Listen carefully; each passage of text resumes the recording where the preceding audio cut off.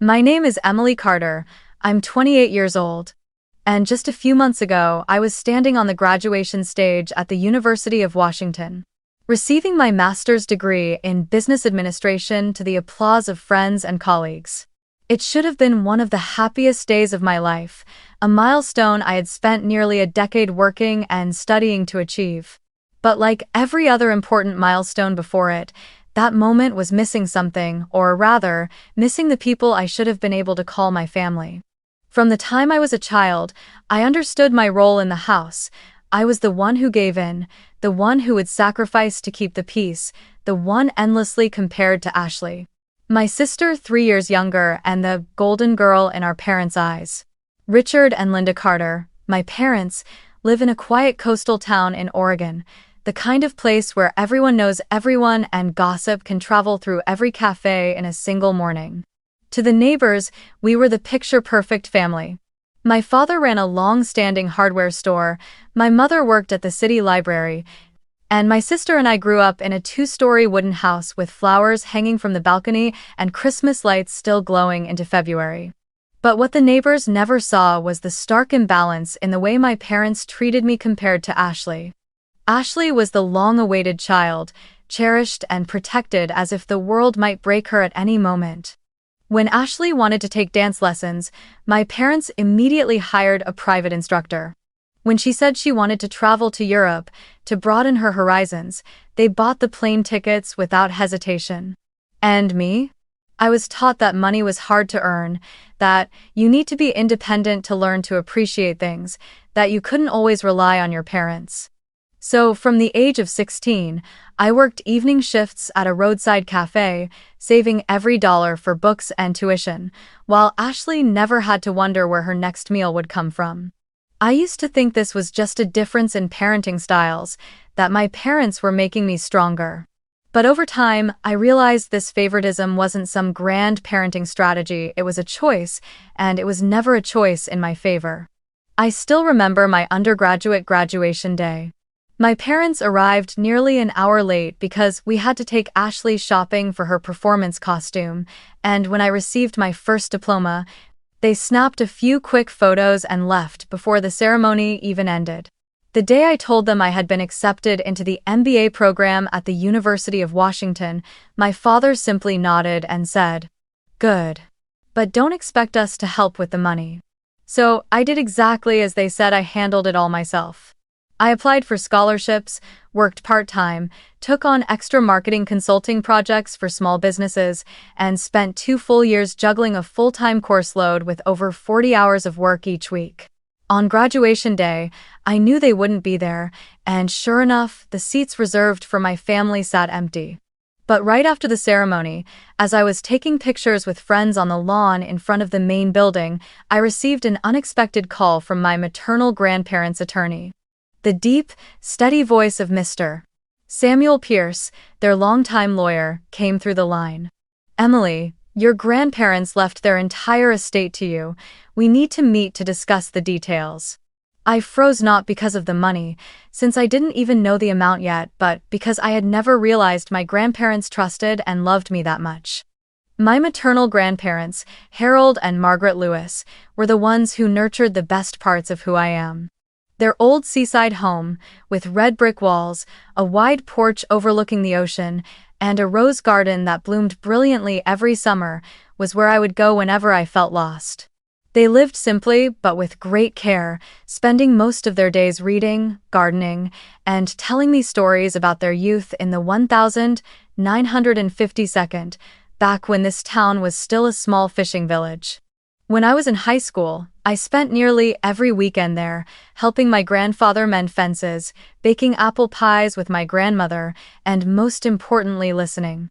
It was something I rarely had the chance to do in my own home. In their final years, as their health declined, I was the one who took them to doctor's appointments, handled their banking, paid their bills, and cared for every small need. My parents and Ashley rarely showed up except for Thanksgiving or Christmas, and even then, it was usually just to take a few pictures for social media. So, when Mr. Samuel told me they had left everything to me, I knew it wasn't random or favoritism. It was recognition. A few days later, as I sat in Mr.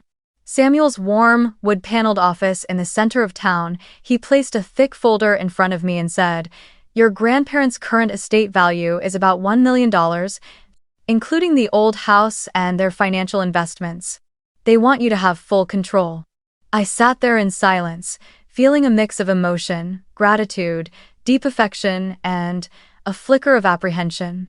When I left his office that day, I drove along the coastal road back to Seattle, the ocean's salty wind wrapping around my thoughts. $1 million. It sounded like something out of a fairy tale, but I knew the real value wasn't just in the money or the property, it was in the years of memories, the sunlit mornings on that red brick porch, the smell of my grandmother's coffee, and my grandfather's chuckle as he read the morning paper. And because I understood that, I also knew this wouldn't be a fairy tale for long. In my family, anything of value instantly became a target. My parents had a long history of borrowing belongings or money from others with promises to return them, only to disappear along with the item and the promise. I still remember when I was a college freshman, my aunt gave them a large sum of money to invest in my father's store. 6 months later, the store was unchanged, the money was gone, and whenever my aunt asked about it, my mother would skillfully change the subject or scold her for making such a big deal about money in the family. With Ashley, it was different.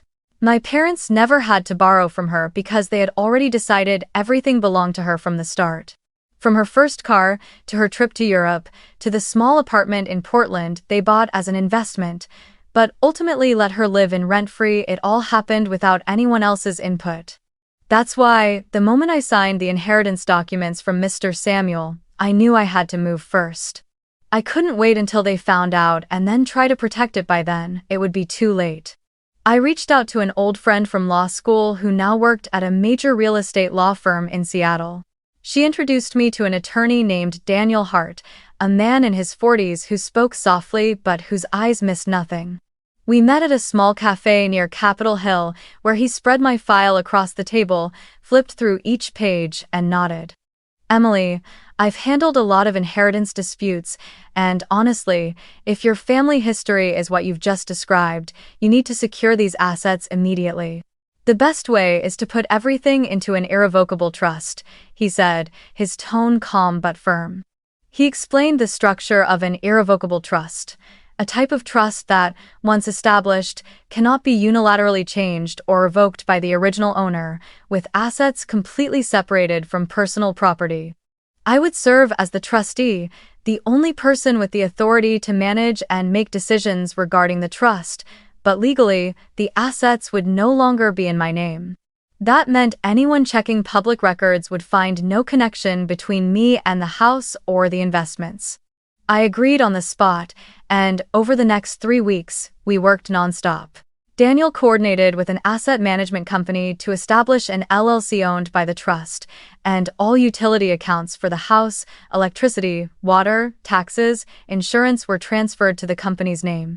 The property title was updated, stamped, and stored in the law firm safe, with copies kept at a bank in Seattle, far from the coastal town where my parents might accidentally gain access. The bank accounts my grandparents had left were closed, and all funds were moved into a new account belonging to the trust, secured with 2-factor authentication accessible only to me and Daniel. I remember vividly the moment I signed the final document, placing my pen under the words, "Irrevocable Living Trust Agreement." It was a mix of relief and vigilance, like locking the last door between myself and the hands that had taken so much from me before. I told no one, not even close friends. When my parents called to ask, "When are you moving into your grandparents' house?" in a tone that was half concern, half probing, I just smiled and said I was still busy in Seattle. When Ashley texted, "Have you thought about selling the house and splitting the money? I need capital to open a nail salon with my friend," I replied with a single word: number. I let them believe I hadn't done anything, that everything was still untouched, so they would stay complacent and keep underestimating me, just as they always had. In the weeks that followed, I kept going to work as usual, still driving back to the town on weekends to check on the house, mow the lawn, and water the roses my grandmother once tended. Every time I stepped inside that house, I felt a sense of peace, but there was always a quiet warning echoing in my mind. They will come. Sooner or later. And because of that, I held my secret even tighter. I instructed Daniel to ensure that no one but me would receive any notifications or correspondence related to the trust. All bills were paid online, leaving no paper trail in the house. I even installed a discreet security camera system, hidden from plain sight, just to make sure that if anyone decided to drop by unexpectedly, I would know immediately. Once everything was in order, I felt like I could breathe a little easier. I had built a solid legal wall around my grandparents' assets, a wall my parents and Ashley couldn't tear down with a few forged documents or a tearful story. But I also knew that, for them, that wall would only make them want to climb higher, dig deeper. And when that day came, I would be ready. In the first few months after everything had been fully transferred into the trust, things were unusually quiet. No urgent phone calls, no long-winded text messages filled with exclamation marks, no surprise appearances by my parents at my grandparents' house with the excuse of just passing by. But that silence didn't give me peace. On the contrary, it felt like a still lake where I knew for certain there were undercurrents moving beneath the surface. Occasionally, in our brief phone calls, my mother would say things that sounded casual but carried a heavy undertone. It would only be fair if your grandparents left the house to both you and your sister, or, Ashley has so many memories there too, you should think about sharing so she doesn't feel excluded. I would just smile faintly, give a non-committal, neither confirming nor denying, letting them interpret my silence however they wanted. Ashley was more subtle. She began dropping by for the most ordinary reasons, bringing me some cookies Mom had just baked, delivering a few items. Mom said she left at Grandma and Grandpa's, or, sometimes, simply stopping in because she was passing through on the way back from Portland. But each time, Ashley's eyes were never really on my face. They drifted over the bookshelves, the wall where my grandparents' photo hung, and especially the wooden cabinet where I kept unimportant papers, at least unimportant to me, but potentially very interesting to someone looking for proof of ownership.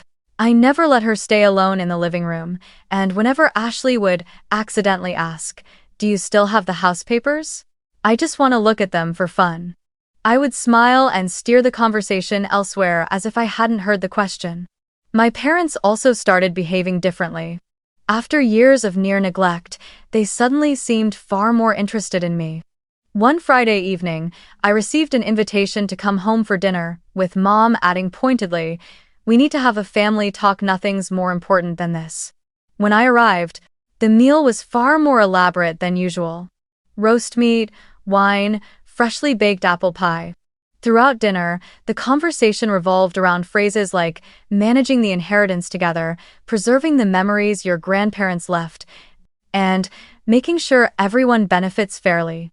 They never said it outright, but every word was meant to remind me that, in their eyes, my grandparents' house and assets were not mine alone, they were family property.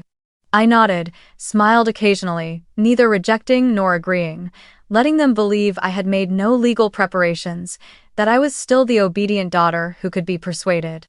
Other times, my father would call with an unusually cheerful tone, asking if I needed anyone to help maintain the house, saying he knew some workers who could repair the roof, repaint the porch, or check the wiring for safety. I knew it was just an excuse to get people inside, and I would always decline politely, saying I was learning more about property management and wanted to handle it myself. He would pause for a few seconds, then change his tone, half joking, half serious. "Just afraid you won't be able to hold on to it, and then you'll have to call us in." I would simply respond with a light laugh, never taking the bait. During that time, I also started watching them more closely. I noticed Ashley began posting vague social media updates about fairness and sharing within the family, sometimes accompanied by photos of my grandparents' house taken from a distance, clearly from her drop-by visits. My parents, meanwhile, started reconnecting with relatives they rarely spoke to, as if building a quiet network of support. I heard from an aunt that my mother had been telling people, "Emily's young, so she needs guidance to make sure she doesn't waste what her grandparents left." All of it came together into a clear picture. They were preparing for a big move, but they weren't ready to strike just yet. I kept my routine unchanged, still visiting my grandparents' house every weekend to tend the garden and clean inside, still working steadily in Seattle. But in my mind, I knew this was only the calm before the storm. They needed time to find a legal angle, or at least a convincing story that could win sympathy from others. And I needed this same time to watch, to memorize every look, every offhand remark, every subtle gesture that might be a fragment of a larger plan. My silence wasn't passivity. It was strategy. I let them feel confident that I wasn't on guard, that I was still the same Emily from years ago, the girl too buried in her studies to think about protecting her own interests. Because when they believed the prey was standing still, they would draw closer, and that was exactly when I wanted them in my sights. That morning, the coastal town lay under a thin veil of clouds, with weak sunlight spilling over the front yard, glinting off scattered red and gold maple leaves along the stone walkway. I wore a gray sweater, broom in hand, leisurely sweeping the leaves into a corner, listening to the distant crash of waves.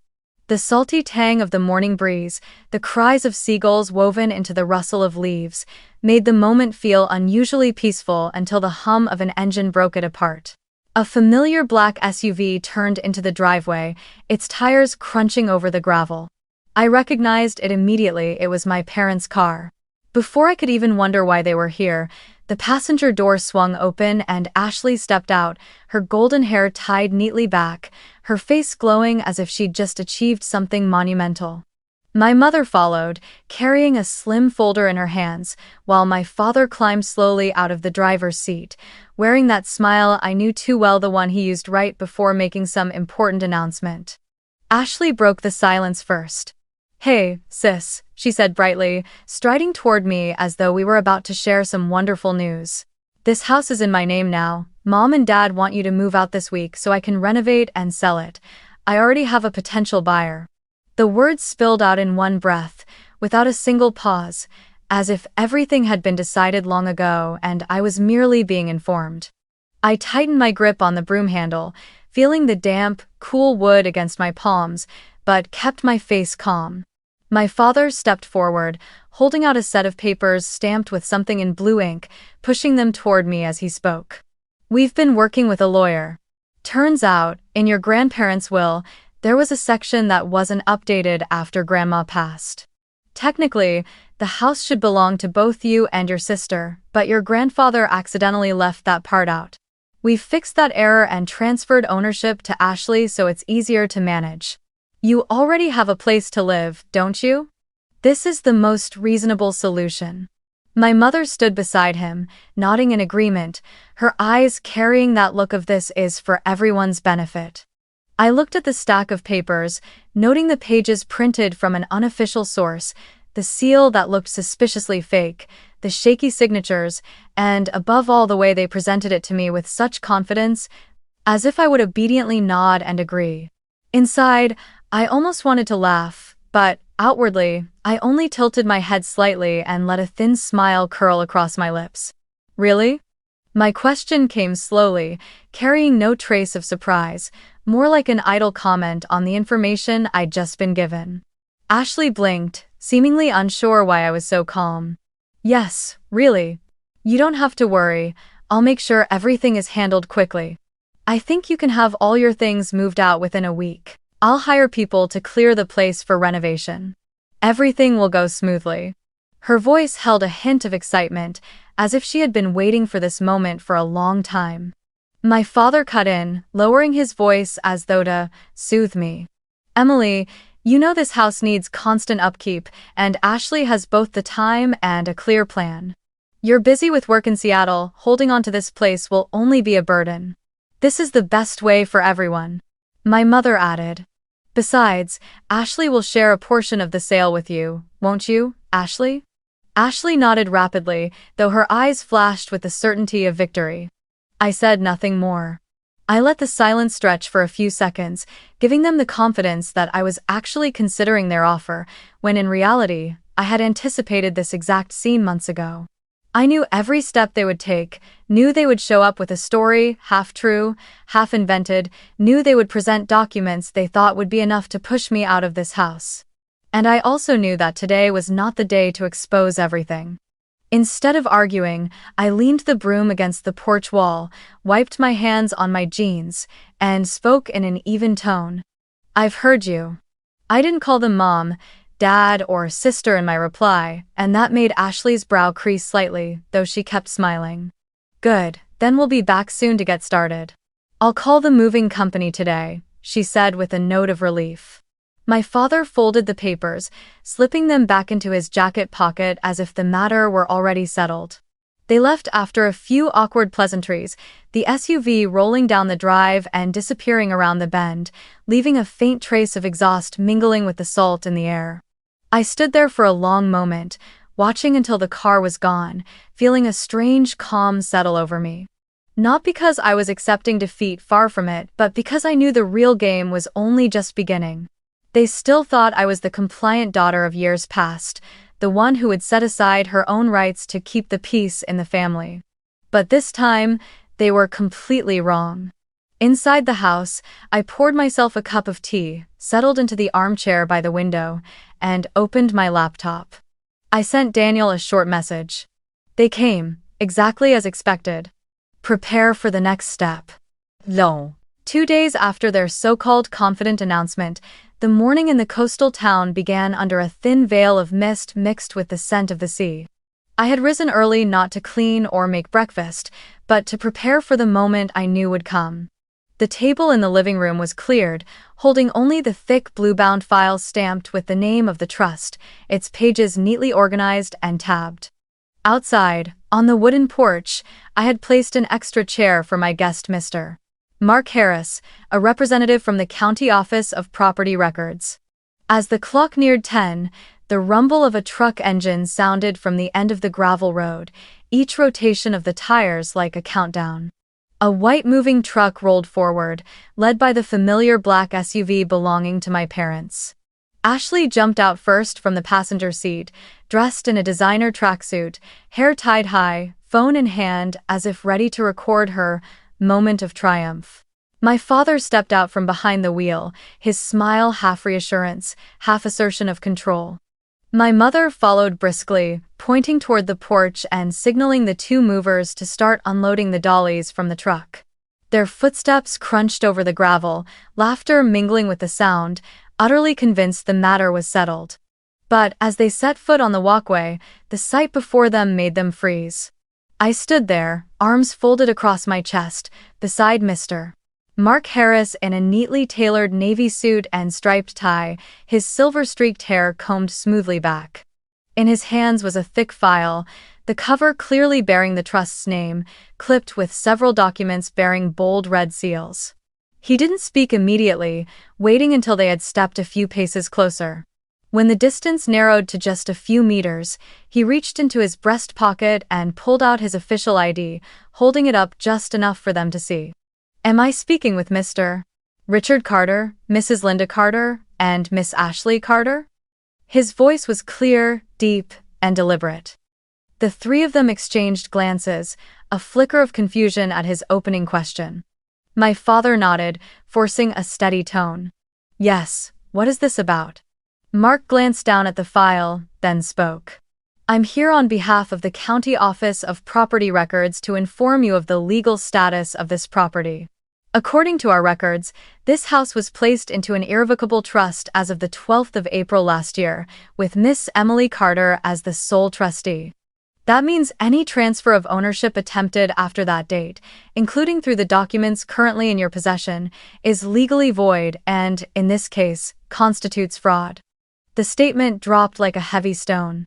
Ashley's smile vanished first, replaced by a rapid blink, as if scrambling for a defense. My mother's grip on the papers tightened, her lips pressing into a thin line, while my father stepped forward half a pace, his voice sharp. "Fraud? What fraud?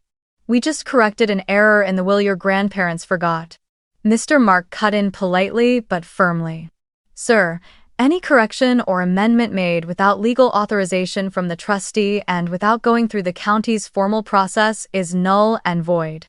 Furthermore, our records from Miss Emily show that you used an out-of-state service to produce the transfer documents, along with a notary seal that is not licensed in Oregon. These factors are sufficient to trigger a criminal investigation if necessary. I stayed silent, watching their reactions. The two movers, who had been standing at the edge of the porch, exchanged uneasy glances. One coughed lightly, then slowly stepped back toward the truck. Ashley swallowed hard, trying to regain her voice. What are you doing, Emily? We're family. I turned to meet her gaze directly, my voice dropping low. Family doesn't bring forged documents to throw me out of the house my grandparents trusted me to protect. Family doesn't hire people to clear out my belongings without my consent. Mr. Mark picked up where I left off, his voice still steady but each word weighted. I will file an official report of today's events, along with a formal warning. If you return here with any further intent to take possession, we will proceed to the next step, including contacting the police and the district attorney's office to open a case. He handed my father a copy of the notice, then turned to me. Miss Carter, all management and control rights to this property remain entirely with the trust, under your authority. My parents and Ashley lingered for a few seconds longer, as if hoping I might change my mind. When they saw nothing but my calm, steady gaze, my father spun on his heel, his voice clipped. Let's go. Ashley shot me a glare, spitting out. You'll regret this. I answered only with the faintest smile, a smile sharp enough to unsettle them more than any words could. The movers had nearly jogged back to the truck by then, packing up their gear far faster than they had unloaded it. When the SUV and moving truck rolled away, leaving the gravel drive quiet again, I exhaled slowly. Mr. Mark closed the file, handed me a copy, and said, They'll try again, but today you showed them it won't be easy. I nodded in thanks, walked him to his car, then stood on the porch looking out at the ocean. The waves kept their steady rhythm, as if no one had tried to disturb the peace of this house. But I knew this was only the opening round, and I'd have to be ready for whatever came next. 3 days after the confrontation on the porch with Mr. Mark Harris as witness, I returned to Seattle and tried to focus on my usual work.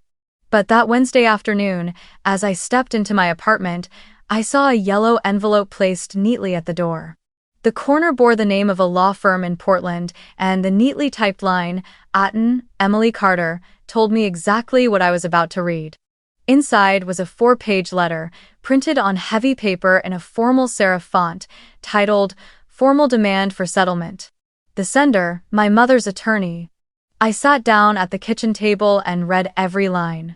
Right in the opening paragraph, they claimed my mother was acting on behalf of the family's interests and accused me of violating my moral and emotional obligations by not sharing my grandparents' estate.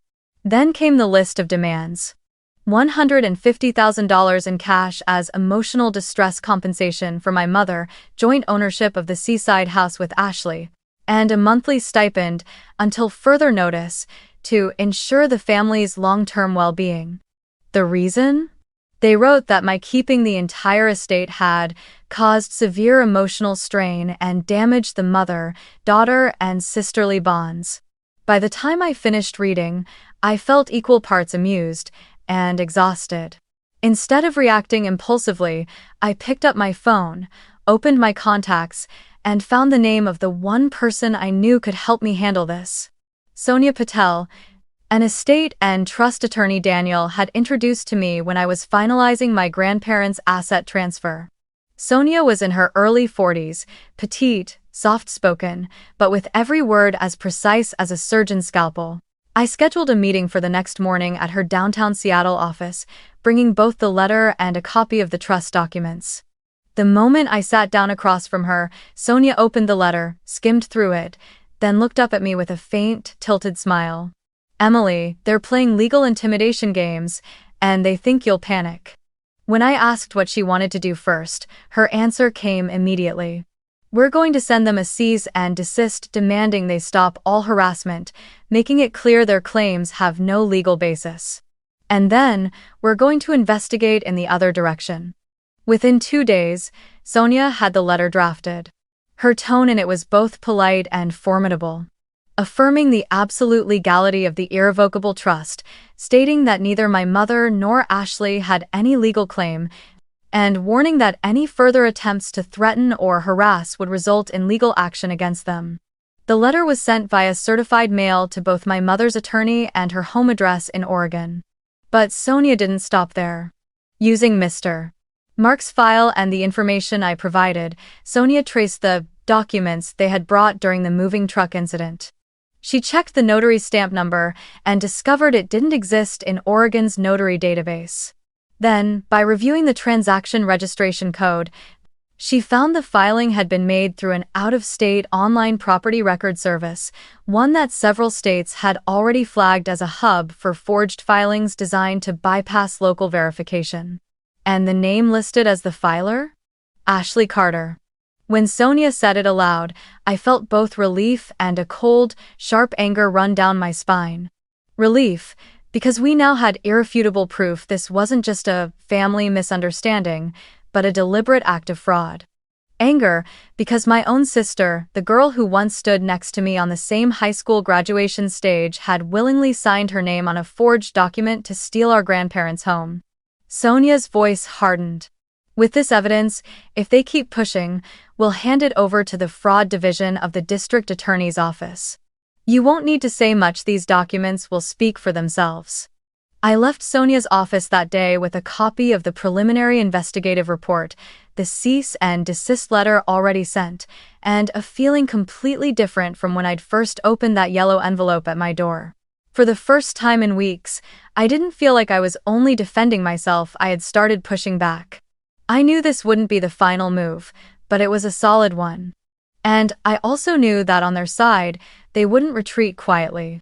Only a week after Sonia sent the cease and desist, I began noticing a strange shift in how certain relatives spoke to me. An aunt in California suddenly texted to ask if I was doing okay and whether things were really as Linda said.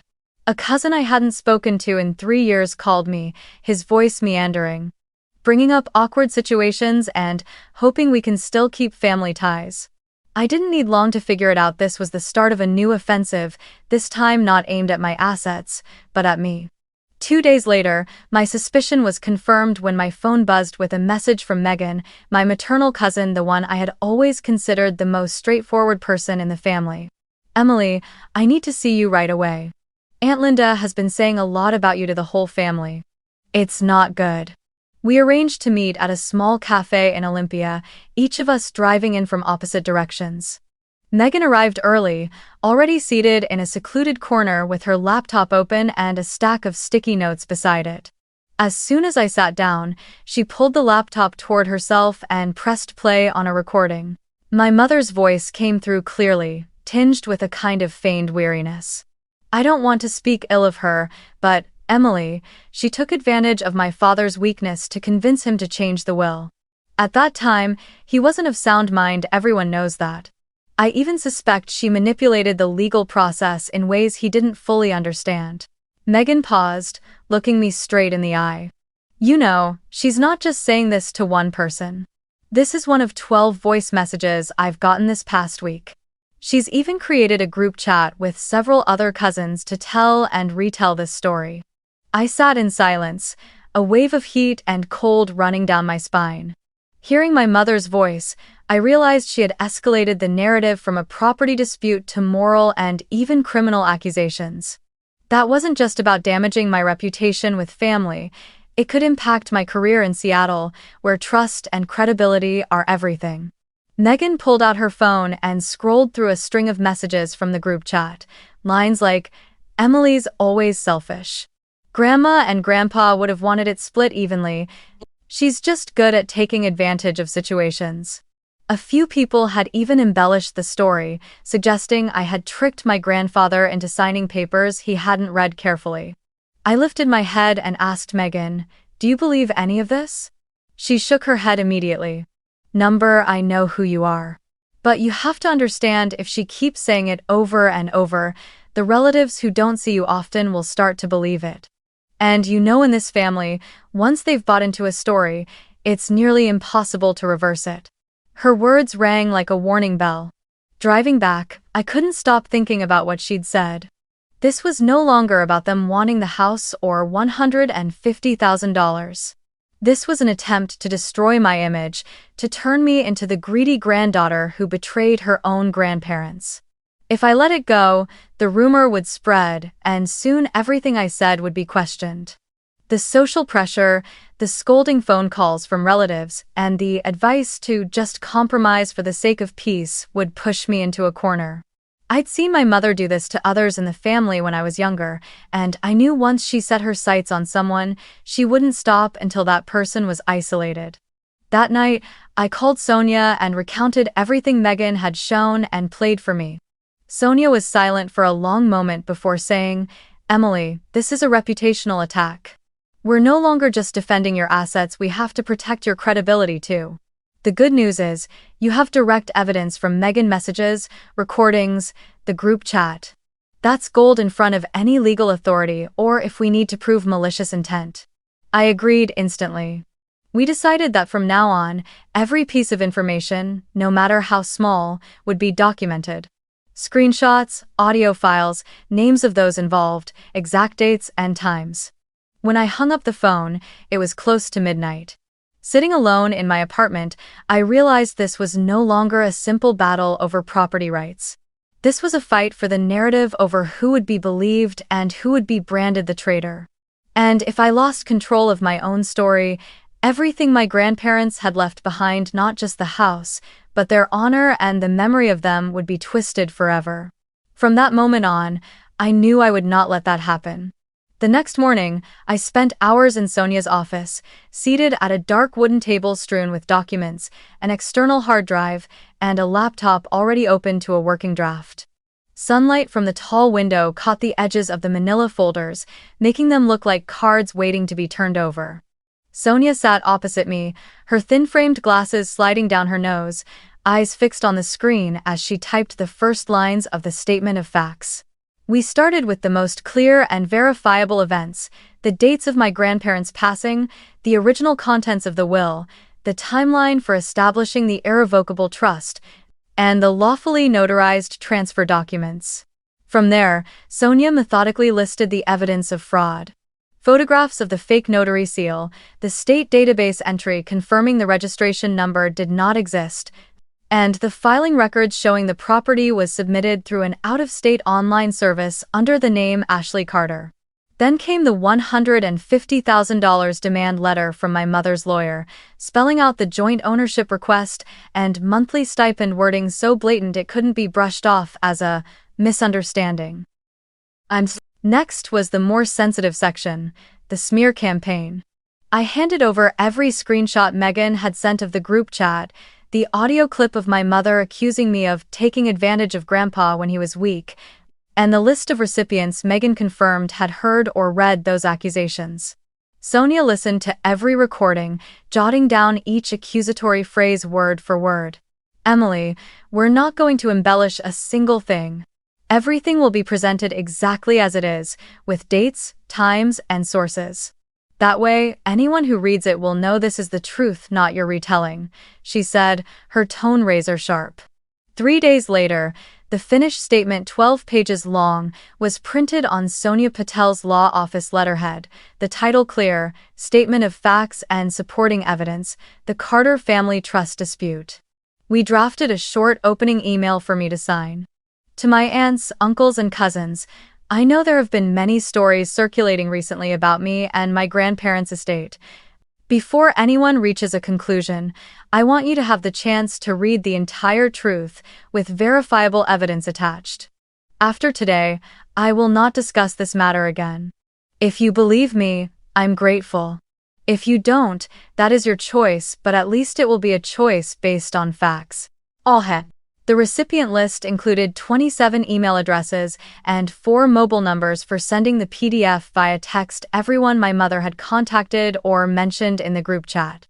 Sonia sent it from her office email to ensure it carried legal weight and couldn't be dismissed as rumors Emily spread. When the soft ding confirmed the message had left the outbox, I felt both relief and anticipation, like setting a critical piece on the chessboard and waiting for my opponent's move. The responses came faster than I expected. Within 2 hours, I had 6 messages and 3 missed calls. One cousin phoned immediately, his voice heavy with regret. "Emily, I'm sorry. I believed Aunt Linda because, honestly, I'd heard her repeat it so many times. But after seeing the evidence, there's nothing left to say." An aunt emailed back, "Thank you for sending this. I had a different impression before, and I'm sorry for doubting you." Even a cousin who had always been close to Ashley texted, "At least now I understand why you stayed quiet. Stay strong." Of course, not everyone changed their minds. 3 people, all from my father's side, responded sharply, accusing me of trying to manipulate the story and only presenting what benefits you. One even claimed I had fabricated the documents, despite the fact they were certified copies from the notary office and the county property records department. I wasn't surprised when someone has already decided what to believe. The truth isn't always enough to sway them. But for every one of those objections, I received at least 5 messages of support. The most unexpected was a call from Aunt Robin, who for years had treated Ashley like her own daughter. Her voice trembled. "Emily, I'm truly ashamed.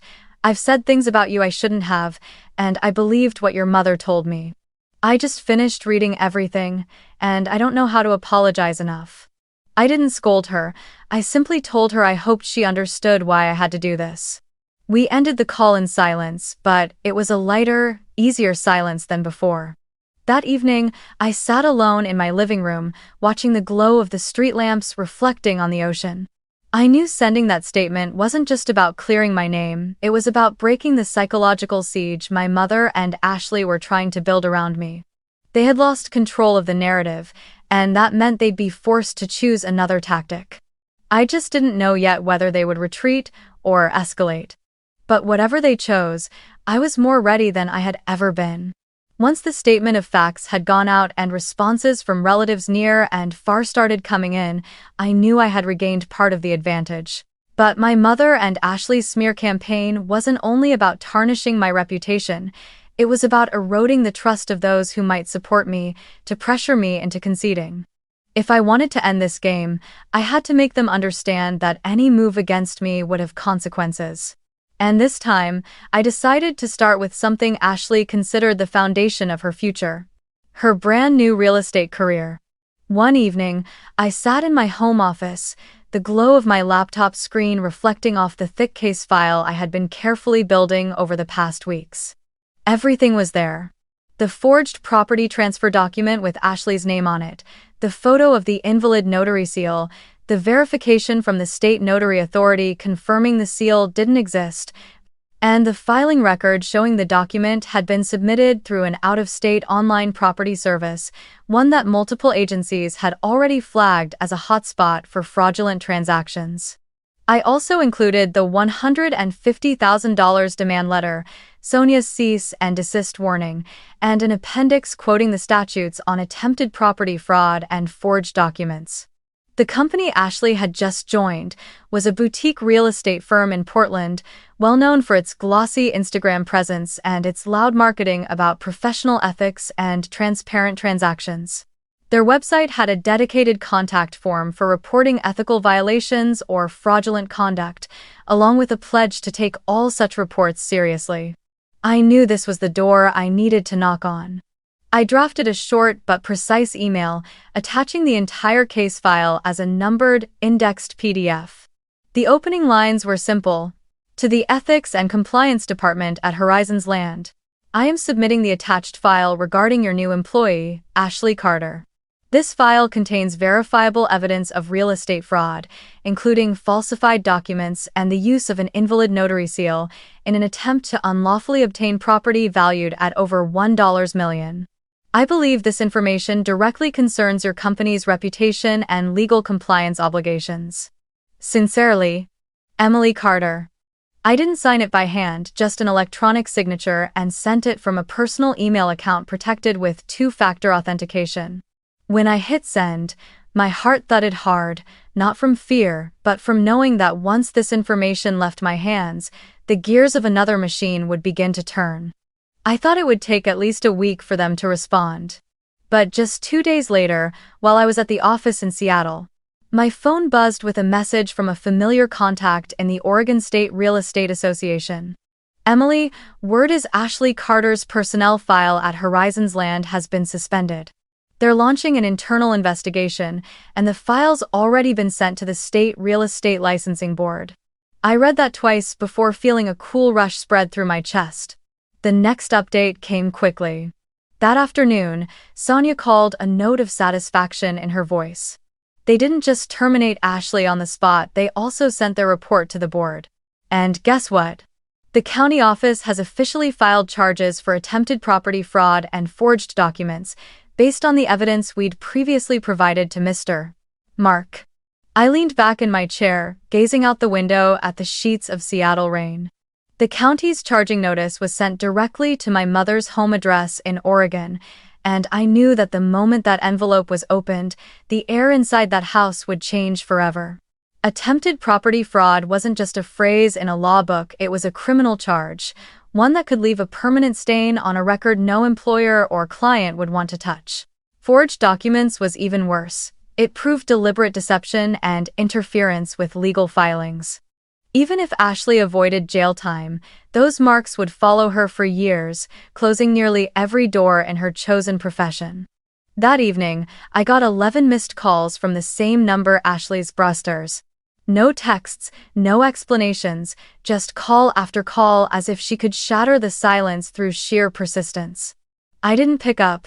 I knew that if I did, I'd be pulled into a spiral of blame, threats, or pleas. Instead, I muted the phone, set it face down on the table, and let the rain outside play like a soundtrack to the quiet I'd fought to reclaim. The next day, Ashley's Instagram featured a black background with white text. Some people will destroy your life and pretend they're the victim. No one had to tell me who it was aimed at. But this time, I didn't feel anger or hurt, because everyone who mattered, everyone who knew the truth, had already seen the evidence. And the rest? I didn't need their belief. 2 months after the county's charges were filed, things seemed to slow.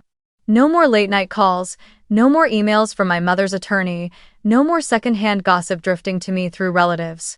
Then, on a Monday morning, just as I'd finished making my coffee and opened my mailbox, I found a thick white envelope with the return address of a law firm in Salem.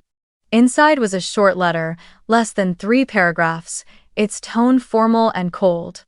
Our client, Mrs. Linda Carter, through our office, hereby withdraws all legal claims related to the Carter Family Trust and the property at 1254 Seaview Bluff Lane, Rockport, Oregon 97411.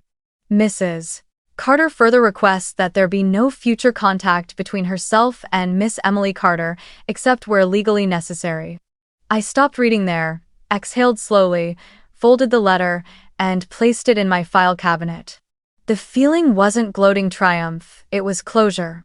A door had shut, and this time, I had no intention of opening it again. That afternoon, I drove back to the coastal town. The gravel road leading to the house was just as it had always been, the maple trees on either side now blazing red and gold, signaling the arrival of autumn. The sunset cast a warm amber light over the ocean, the waves rippling gently like a vast mirror. I unlocked the heavy wooden door and stepped into the house, silent after so many weeks. Outside, the wind whispered along the porch, while inside lingered the scent of aged wood and a faint trace of lavender from the diffuser I'd left on the table days before. I walked down the hallway, my fingers brushing the red brick walls, trailing past the neatly hung black and white photograph of my grandparents.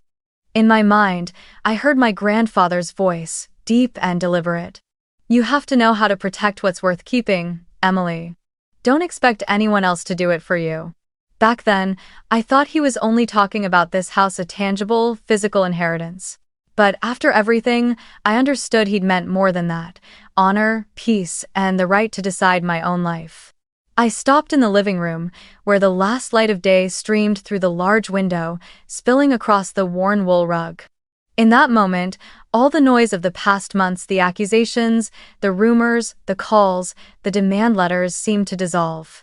I was no longer the daughter who had to bite her tongue to keep the peace.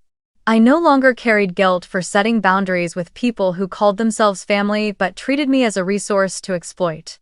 What remained was simply myself, steady and calmer than I had ever been. I know some would say I've been too harsh, that family is family no matter what, but I've learned what my grandparents understood long ago. Love is not permission for someone to hurt you over and over again. Setting boundaries and protecting your worth is not selfish. It's the only way to end the cycle of exploitation and begin a life built on respect. And if I have to choose between being labeled cold or returning to the place where every sacrifice I made was taken for granted, I will choose my peace, now and always. I stood for a while on the front porch, watching the sea fade into darkness. The waves kept their steady rhythm, like the heartbeat of the house itself, patient, enduring. I smiled not because I had won a battle, but because I knew I had preserved exactly what my grandparents wanted. Not just the house, but myself whole, defined by no one, owned by no one. And in the chill of the evening wind, I whispered as if they could still hear me. I kept it safe, just like I promised.